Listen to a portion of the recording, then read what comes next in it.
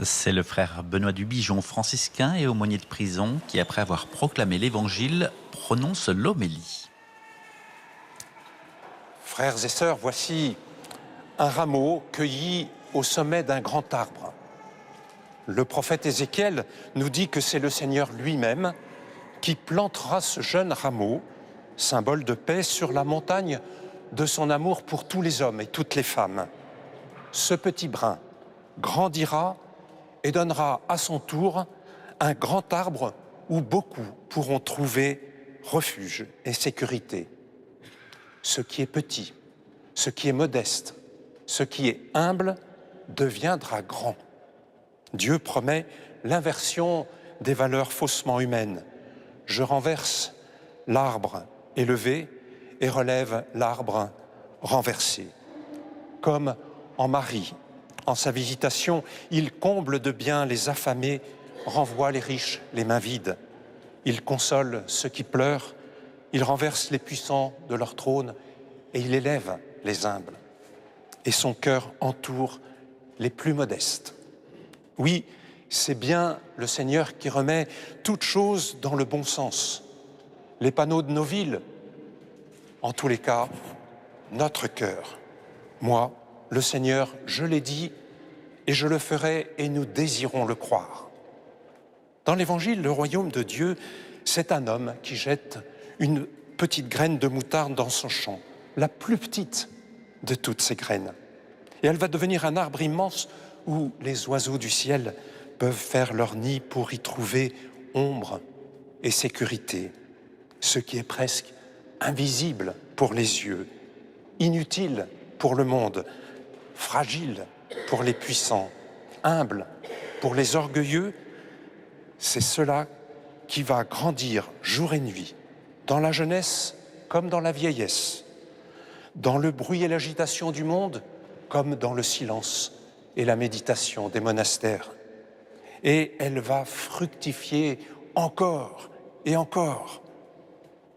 Et nous ne savons pas comment cette minuscule graine de vie pousse, car sa croissance n'est à la mesure ni de notre raison, ni de notre volonté. Mais notre foi nous dit qu'elle produira beaucoup de fruits, en abondance. Et le Christ lui-même, Fils bien-aimé de Dieu, nous le promet et s'y engage. Vous savez, dans la tradition chrétienne, l'arbre de vie, c'est le Christ.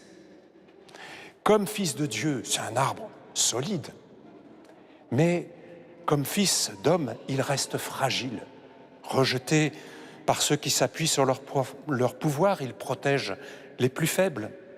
Rabaissé par les mensonges des hommes, il est la vérité donnée à découvrir humblement.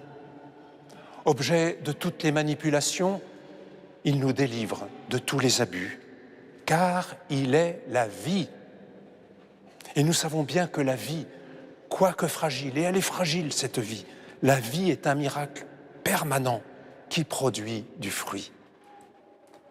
Dieu sème en notre cœur cette toute petite graine du Christ pour qu'elle soit féconde, féconde de manière exponentielle, de la crèche à la croix. Cette semence aussi fragile que le bébé de la crèche, ou le pain rompu au sommet de la croix, c'est l'arbre de vie, notre Christ. Il s'engage de toute notre personne pour nous, mourant sur notre terre et ressuscitant, il fait lever un peuple de frères, de sœurs, qui prendront à leur tour la tenue du service pour servir la vie de Dieu. Oui, comme le dit saint Paul aux chrétiens de Corinthe, gardons toujours notre confiance, notre foi, la confiance dans la vie qui vient de Dieu, et que rien, ni personne, ni les souffrances, ni les doutes, ni les persécutions, et pas même la mort, rien ne pourra l'empêcher de grandir et porter du fruit en abondance. Et ça, c'est le travail de Dieu. En même temps, nous savons bien tout le travail qu'il nous faut faire pour labourer la terre de notre cœur, y mettre des tuteurs, l'arroser, la protéger des agressions, la sarcler, l'émonder pour y favoriser la vie de Dieu. Ça, c'est notre travail à nous, les femmes et les hommes. C'est notre vie chrétienne. Faire totalement confiance à Dieu, tout en travaillant avec persévérance pour obtenir les conditions pour que ce royaume se lève, et tout faire dans la foi pour que cet arbre de vie produise 100 pour 1 et que beaucoup déjà sur notre terre puissent en bénéficier. C'est croire, frères et sœurs, que tout vient du Christ, qu'il est la source de tout, qu'il a tout semé lui-même, en se donnant lui-même la vie, l'amour, la foi. Croire aussi qu'il viendra tout parachever et parfaire. Et nous sommes entre cette source qu'est Dieu et son parachèvement. Nous agissons en croyant que tout vient de Dieu et en même temps, nous persévérons dans la confiance en attendant de Dieu la fécondité de la vie. Aujourd'hui, vous savez, nombreux sont celles et ceux qui se mobilisent pour construire une muraille verte en plein Sahel, en plantant des arbres.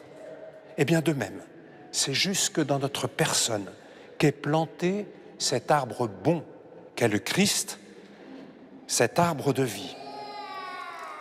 Laissons-le pousser en nous, jusque dans nos prisons intérieures. Il donnera de beaux fruits. Moi, le Seigneur, je l'ai dit, je le ferai, et nous le croyons.